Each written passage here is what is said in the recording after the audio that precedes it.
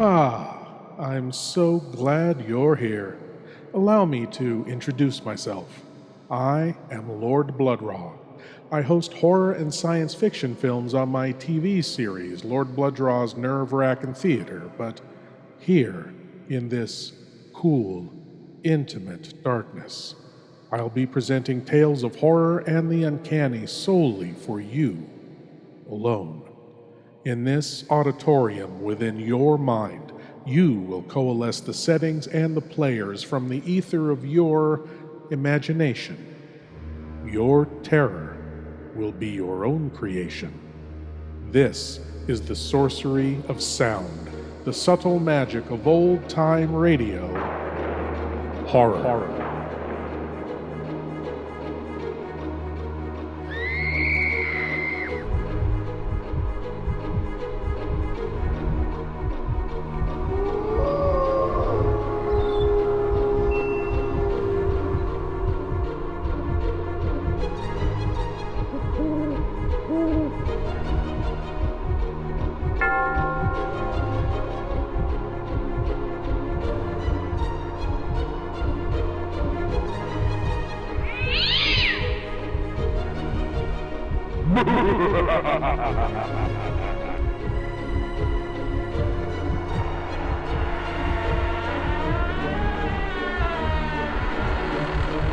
Please leave your eyes at the door.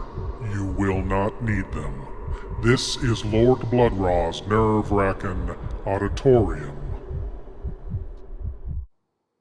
The mysteries of creation and desolation, life and death.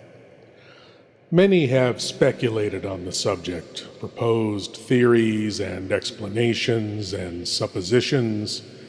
Tonight, in this Halloween season, when the veil between the living and the dead is at its thinnest, we present a classic tale as told by the Weird Circle of a man who pursued the mystery of life and death farther than any other human being and paid a heavy price.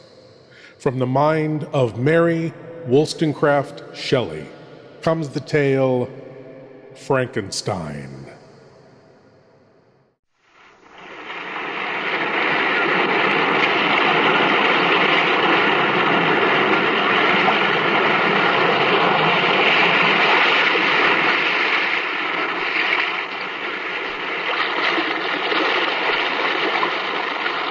The Weird Circle. In this cave by the restless sea, we are met to call from out of the past stories, strange and weird. Bellkeeper, toll the bell, so that all may know we are gathered again in the Weird Circle.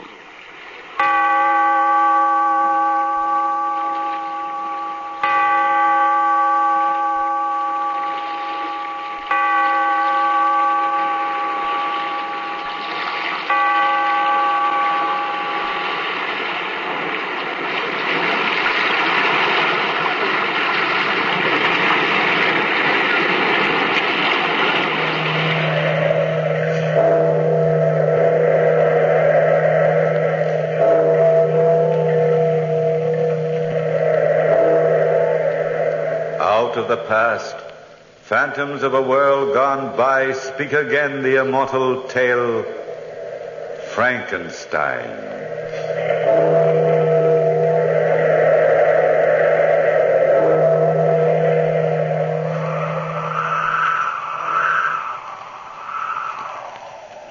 The wind howling outside my lonely home is my only companion. All else is quiet here, as I sit by my window in the parlor, writing this document for the scientific world. Be warned, you doctors and scientists who come after me. Be warned that man must not experiment with the secrets of life. My experiences started in the University of Manchester, where I was studying natural history. It was after class, May 22nd, 1818, that Professor Waldman, my close dear friend Henry Clerval, and myself were in the laboratory of the university. Victor Frankenstein, your persistence amazes me. Someday I shall sit at your feet and allow you to teach me. Thank you, Professor Wallman. But the whole subject of the structure of man has always been too clouded in mysticism. Well, frankly, Victor, I prefer mysticism. That's because you're a mystic, Henry. Why, Henry's no more a mystic than I am. He just loves to avoid arduous work. Oh, translating that means I'm lazy, eh, Professor? Well, if you prefer to put it that way, I rather think of you as a student whose nervous structure does not take kindly to natural history. The professor's kinder to you than you are to yourself, Henry. Well, if I worked as hard as you do, Victor, I should probably wear that same gaunt, sleepless look that you carry about. Well, my experiment will be finished tonight. And then I'll manage the 8 hours sleep that other men manage. The secret experiment will be finished tonight, huh? Well, then, will you tell us just exactly what you're doing in the basement at home? I'll tell the entire world. As a matter of fact, I stayed after class this afternoon, Professor Wallman, to ask you to join me this evening in the basement of our place to watch the completion of my work. Oh, well, how about me? I don't think I dare invite more than one, Henry. And the professor is more interested in this type of procedure than you are. I shall be delighted, Victor. Just the best friend who never knows what's going on in his own home, that's all. It's not that, Henry. But I thought you'd entertain Elizabeth for me, while the professor and I were at work. Entertaining Elizabeth will be a delightful favor, old boy. You know, I think you trust me too much with her. Have you ever met Victor's fiancée, Professor Waldman? She's one of the most charming... Yes, Elizabeth was one of the most charming, beautiful women I'd ever known. I had been in love with her from childhood, but even my love for Elizabeth couldn't dim my passionate zeal for the work I was doing. It was 8 o'clock that evening. Henry, Elizabeth, and I were seated in the parlor. Elizabeth was saying... I'll be so glad, Victor, darling, when all this is over. If you only knew how tired you look. The minute my work is done, successfully or unsuccessfully, I promise you, Elizabeth, we'll be married and off to Switzerland before Henry has time to lock up this place. But first, we find out about the secret in the basement. Henry's being eaten up by curiosity. I don't blame him. I'm suffering pangs of what's it all about, too. Well, you'll both know soon. I wonder where Professor Wallman is. He's late. He'll be here soon, Victor. Stop pacing the floor, sweetheart. I think I'll start my work downstairs. Send the professor down when he arrives, will you, darling? We'll come down ourselves and take a look around. Or will I turn into a pillar of salt for peeking? Nobody ever turned into a pillar of salt for peeking, Beth. It was for looking back. Oh, nothing like a good practical working knowledge of the Bible for scientific experiments. It starts the night off right. Yes, I thought jokingly of that paragraph from the Bible then. And she was turned into a pillar of salt. But what about a man who looks back? There is no ready reference for him or for me. I went downstairs to my laboratory at a little past 8, opened the door, and started to tinker around to pass the time more quickly. My every sense was alive, taut, waiting, with the sense of what was to come. I heard a knock on the side door, which led me from my laboratory directly into the forest, which bordered Manchester. I looked out and... Good evening, Victor. Oh, did Elizabeth tell you to come down this way, Professor? No, I found the entrance to your laboratory quite by myself. I help you with your coat, sir? No. You proceed with your work. Nothing like trivialities to annoy a scientist at work. There we are. Oh, follow me, Professor, into the back room, and you'll see for yourself what this is all about. Well, I feel that I'm in for a most exhilarating evening. I wish I had more students fashioned in your mold, Victor. Well, Professor, here is my... Why, what's this? A full-sized replica of a man. Yes, only he isn't full-sized. He's fashioned on a grander scale. I should say this creature standing up would be approximately 8 feet 2 inches tall. Well, you should have been an artist, Victor. He's a perfect reproduction. What did you make him out of? Wood? Clay? Animal flesh. Flesh? Feel him. Oh, feels like the body of a dead man. Or the body of a man who hasn't as yet been brought to life. This body is complete in every detail. Heart, lungs, teeth. Even the fine nervous system. Oh, it's interesting. Yes, interesting. How about the brain cells? Yes, adult brain cells. I think he's quite handsome, don't you? Well, each man to his own taste. He's the best reproduction of a man I've ever seen, but actually his face is hideous. As a plastic surgeon, my dear Victor, I'm afraid I can't give you much credit. Well, what do you intend to do with this hulk? Do you see this fluid here in the test tube? Yes? I filled the hypodermic needle with it. And now I'm going to inject the full 8 ounces into the vein, directly above his heart. But why? Watch. You see, Professor, quite by accident, I stumbled on the secret of life. I've been bringing small one-cell creatures to life for quite some time. The secret of life? Within 30 seconds after this injection, this creature will live. You're trying to play God, Victor. It's heresy. It's science.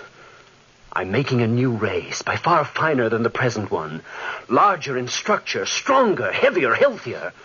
A race able to live on nuts and berries, with a greater capacity for feeling. Victor, for the love of heaven, don't go through with this experiment. No man living has the right to tamper with the secret of life. You've created a monster on that floor. You've no idea what will happen if you go through with this. Watch, Professor. The injection. I only hope and pray this is a failure. It can't be. His eyes moved. Watch him, Professor. He's like a baby, first realizing life. His hands touch the floor. His eyes are trying to focus on the world around him. He's hideous. Yes, he's hideous.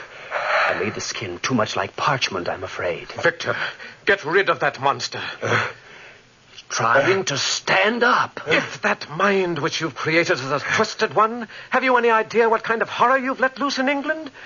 As a humanitarian, I feel it my Christian duty to do this now. Put that knife down, Professor. No, I can't let... Oh, he's got me in the clutch of his hand. Command him to stop this, Victor. Stop fighting him, Professor. He's frightened.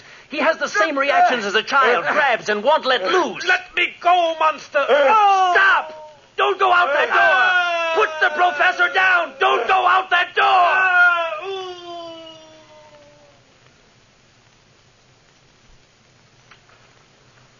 The monster left my laboratory through the side entrance into the forest, carrying the incredibly mangled body of the professor with him.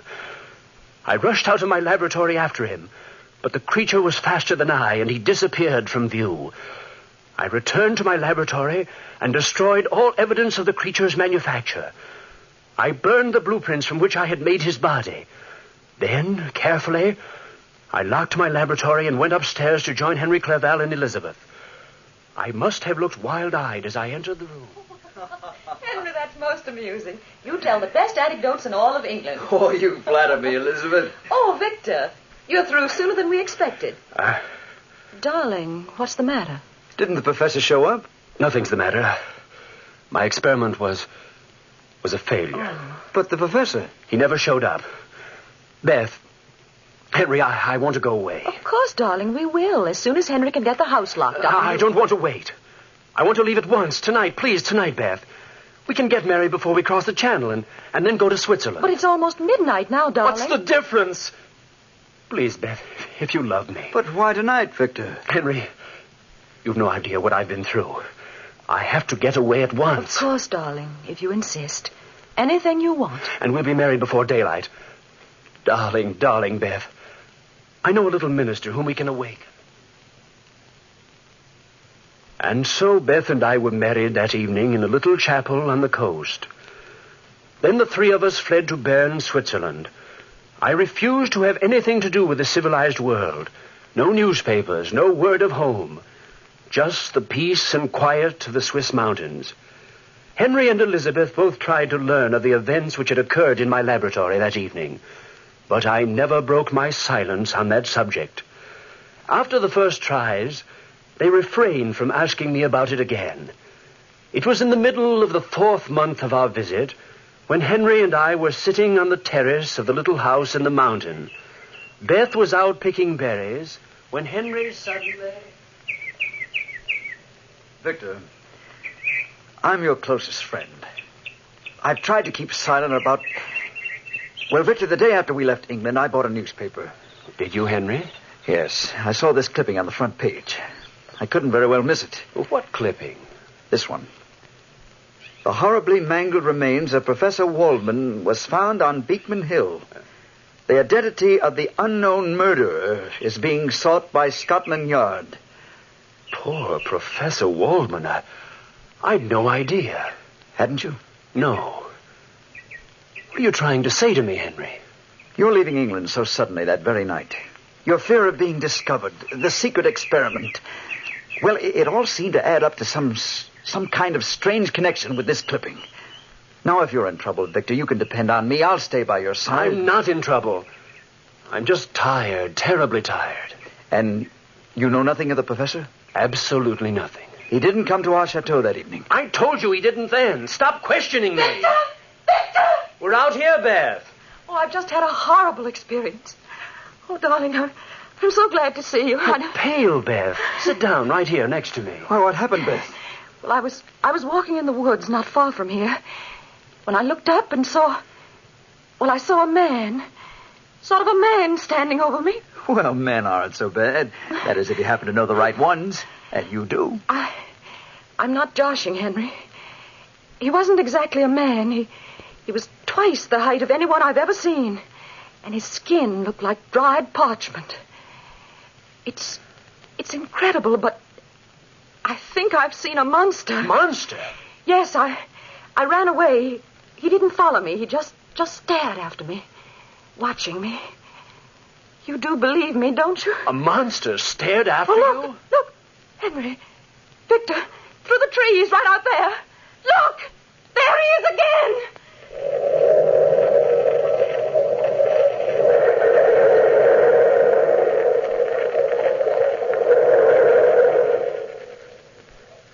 Yes, the monster stood there, silhouetted against the trees. The monster which I had created, standing like an evil blot of flesh and bone, moved in the darkening twilight. And then suddenly, phantom-like, it disappeared. Beth and Henry both watched me as I started from the piazza after the disappearing creature in the backwoods. As I drew near to the heavily wooded section, giant footprints in the soft mud about me showed the path ahead.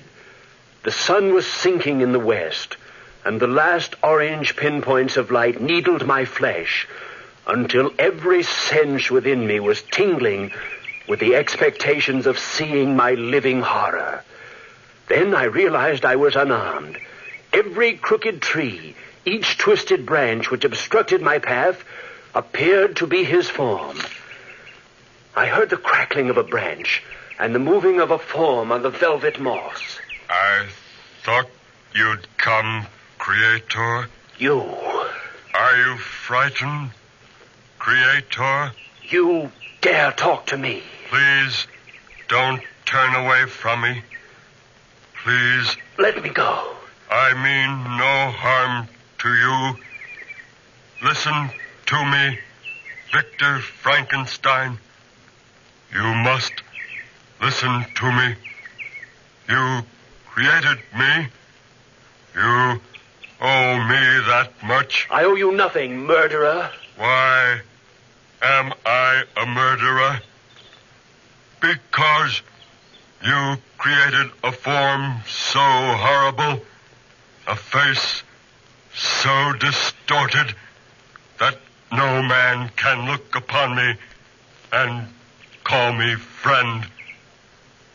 I'm an outcast. You can save me. Let me go. Not until you hear my story. Sit down, Creator. My arm! Let me go! I wandered through the streets of London that first day. Children screamed in the streets. People flocked together trying to kill me. And I was lonely and hungry. How did you follow me here? Not so long ago, I returned to my birthplace, the laboratory, broke in and discovered your identity. But first, I fled to Scotland and lived outside of a cottage. That's how I learned to speak. An old blind man was teaching a young French girl to speak English. I listened to the lessons from the open windows. Now, what do you expect of me? A companion. A woman of the same species, with my defects. One who will be my friend. This being you must create. No, I'll not do it. You must. Every man's entitled to a wife. No. You must. If you create her for me, I'll take her with me into the far wastes, and no one will ever see either of us again. Ever. How will you live? On fruits and berries. We'll manage together. Please, you can't deny me this. A maid. A monster's maid. You will? You will. I swear, I'll never harm another human. Never create her. If you'll only grant me just one companion. And if I refuse? If you refuse, even a brain that you have made, creator, might become twisted and distorted. And so that night in the forest, I made a devil's bargain. I bargained to create a monster's mate, perhaps another murderer. How could I know? The monster swore to live in the forest and wait a year or 2 years if necessary. And upon completion of my work, he would take his companion away. But if I broke my promise, he swore revenge. And so I started work. I searched Paris for the necessary equipment, built a shack in the woods about a mile away from our chalet. 3 months I worked, 3 solid months, shaping her who was to be his mate. And then one night, it was windy outside. I thought the wind had blown the door open when... Victor, I'm sorry. I had to disturb you. Is it Beth? No, not Beth. She's fine and sends her love. It's the townspeople. Your activities have stirred up a lot of curiosity. Oh, the fools! Well, I can't blame them, especially after the rumors which have been going around. Rumors of the... Victor, you know the monster in these forests. You've known of him all along.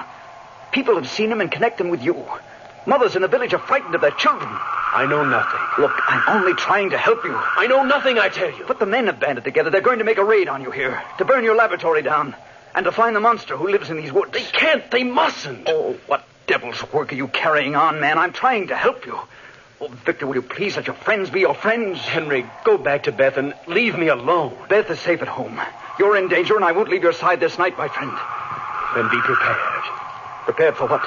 You've guessed many of the reasons for my secrecy. Then there is a monster. At school, I stumbled on the secret of life. I was trying to create a superior race. I was a fool, and I created him instead. And he does live? Yes, he lives. Professor Waldman. What happened to Professor Waldman? The night I created the monster, Waldman became frightened. He screamed, attempted to kill the creature. The creature, like a child, warded him off and then tore him to pieces in front of me. I couldn't stop him. The monster had killed before it had really begun to live. Then what? The monster left the basement through the side entrance, carrying the professor's corpse. I had no choice.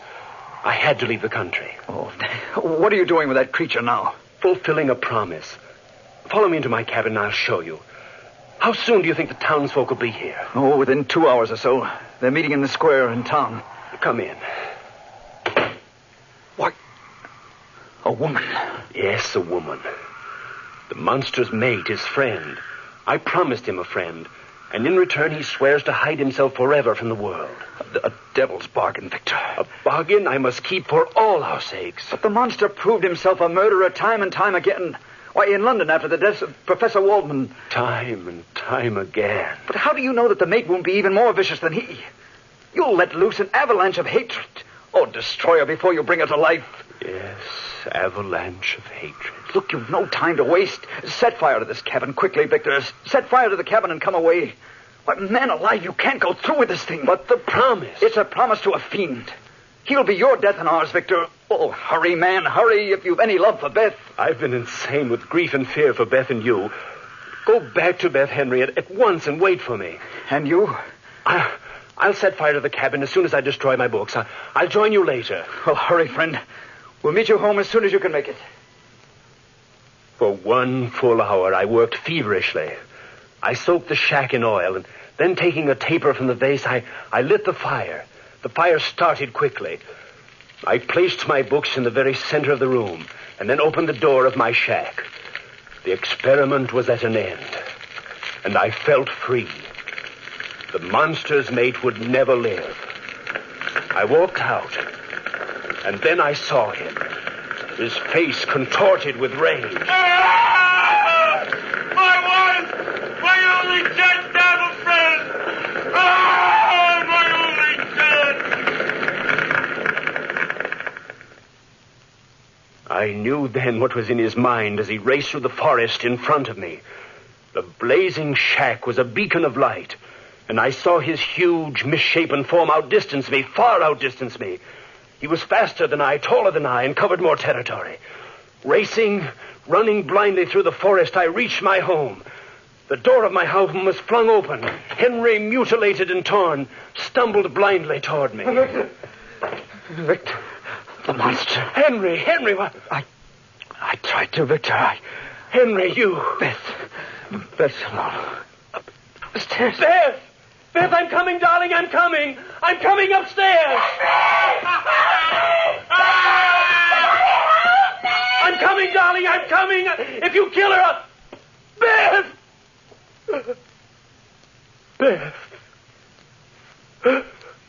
Beth, oh, my darling. My darling. Oh, Beth, no. No. Both you and Henry. Both dead. You too are alone, Creator. Yes. Both of them were dead. All my dear ones gone from me now. And I'm alone. The wind howling outside my window is my only companion. All else is quiet as I sit by my window, writing this document. I am dying of loneliness and fear, shunned by the world, hated by everyone. I know I am waiting only for the monster's return, and he, having eluded the world, will return when I've suffered my full share of misery, as he has suffered his.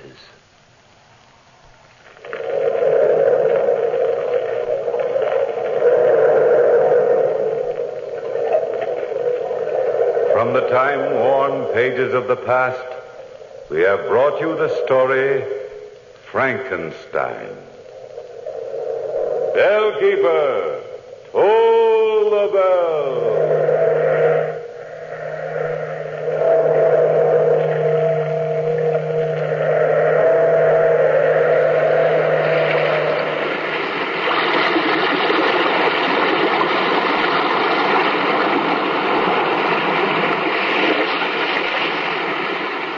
From the time-worn pages of the past, we have heard another immortal tale in The Weird Circle.